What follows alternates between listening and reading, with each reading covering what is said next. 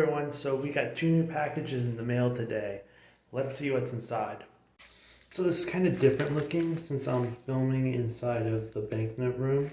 I decided I'd just film in here instead of out there. Might need to get scissors for this one.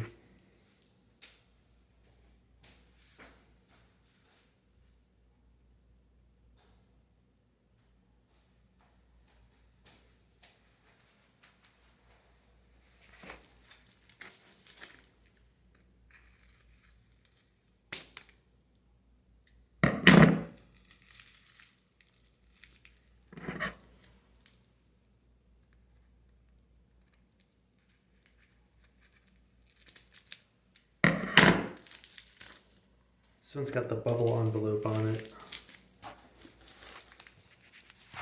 I'm trying to get just the angle on this so you can see me better.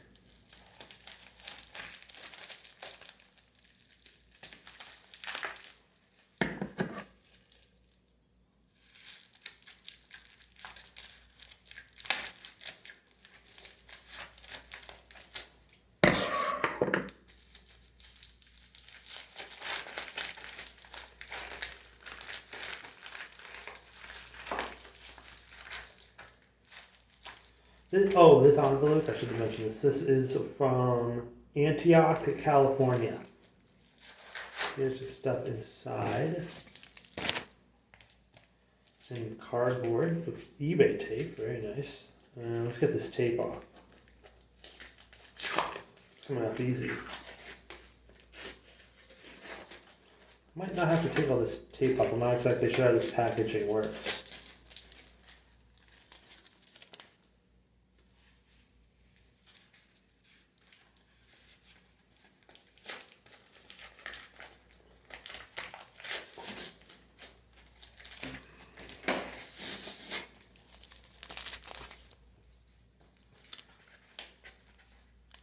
I already know what these two are. Alright, so we got like the receipt here, and we also got this envelope with the banknotes inside. And I recognize it because I saw one of them.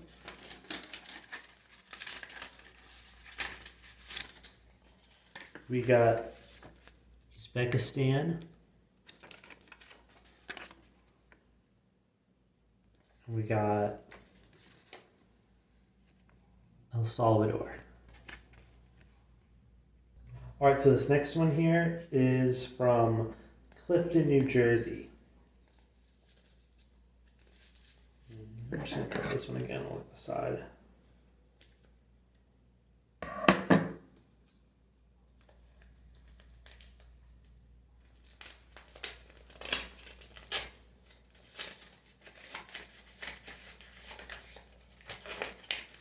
Filming at the table was kind of easier because I didn't have to hold them up awkwardly like this so the address doesn't show while I'm opening them. But I kind of like opening up in here because I got my banknote binders right here, so this is kind of easier. And this is wrapped in some paper. We got... Alright. I know which one this is because of the thing on here, but I want to get the tape up first before I say anything so I don't spoil the surprise. I thought this one would be big. Oh, this one's tiny. What's wrong with that? I'm trying to get one of your pieces of tape off, maybe I should do. Oh, it's in the sleeve, that's good.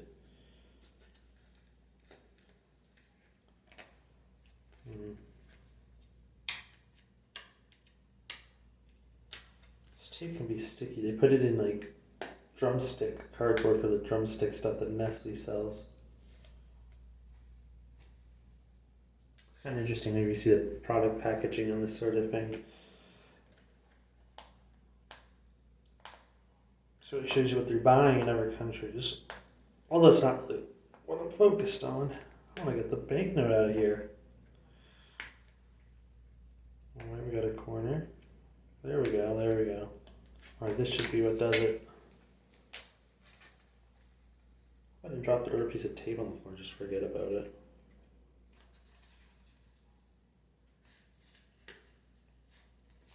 Alright, here we go. Nice. And we have 10 krooni from Estonia from 1937. This one looked bigger on the pictures on eBay. It's a nice one. Alright, so as we can see here, we got the new banknotes, one right after the other. So first we got El Salvador. This is the last one. The first El Salvador note. This one is from 1980. This one is from I think 1998. It says right there. Both have Columbus on them though. This one just says Columbus on the back. And next up we got Estonia now. I already have 2 Estonian notes here because a friend of mine, her mother is Estonian, and I got these from her family. And these are from the 90s after Estonia left the Soviet Union. And this one is from 1937 now.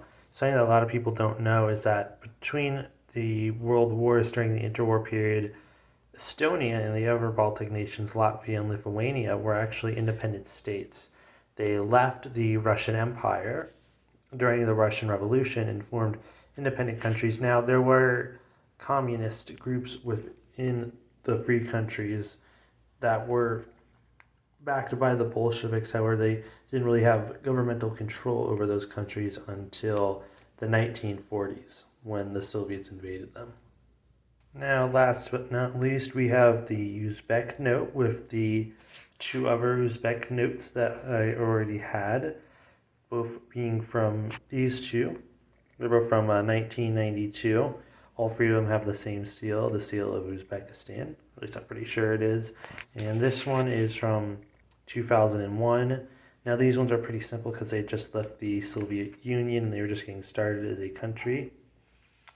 And on the backs we have, so I think we got this mosque here. I think this is in like a major city. And then we have this building down here, which I don't recognize. And I thought I remembered hearing that Uzbekistan switched the Uzbek language from Cyrillic to Latin script, but it appears they were still using the Cyrillic script in 2001, so I'm going to have to check on that. So starting off here, we have the oldest one of the Estonian note, 10 krooni, or kroon, from 1937. And let's see if there's any information on it.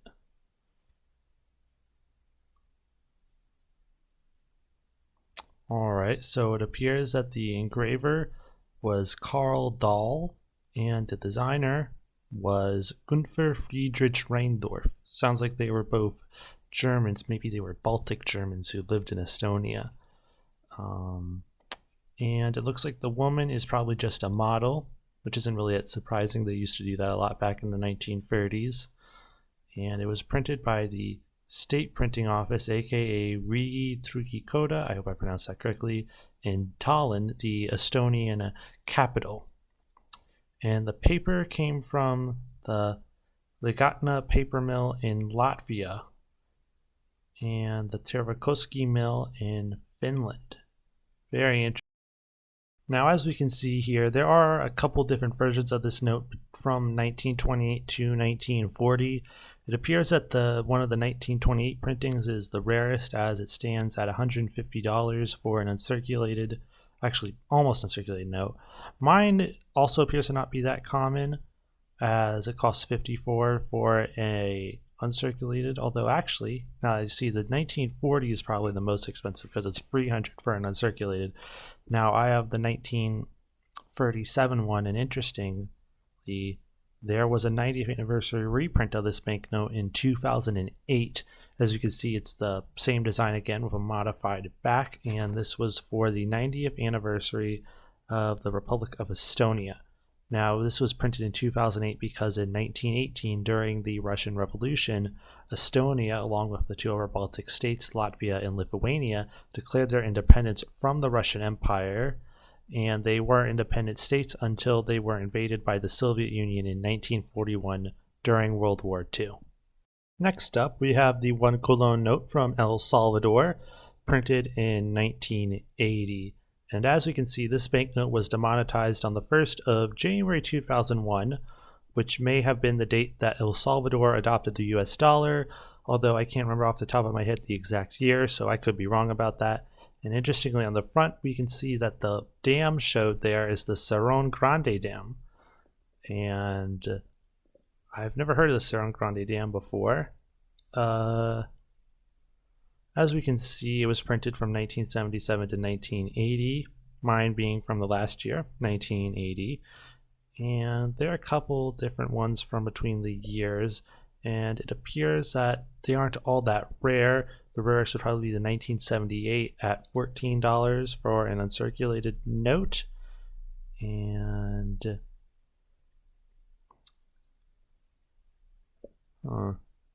De La Rue was the printer. Now it's not surprising. De La Rue, they're a British company from London, and they printed a lot of notes for a lot of different countries, like some of the French colonies, I think of some other countries too.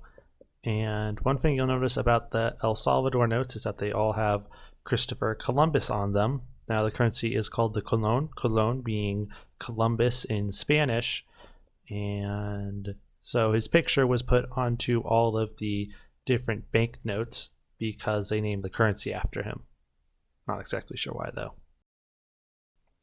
Here we can see the Cerrón Grande Dam on the Rio Lempa on the border between the Chalatenango department and the Cabanas department, or the Cabañas department, considering the accent.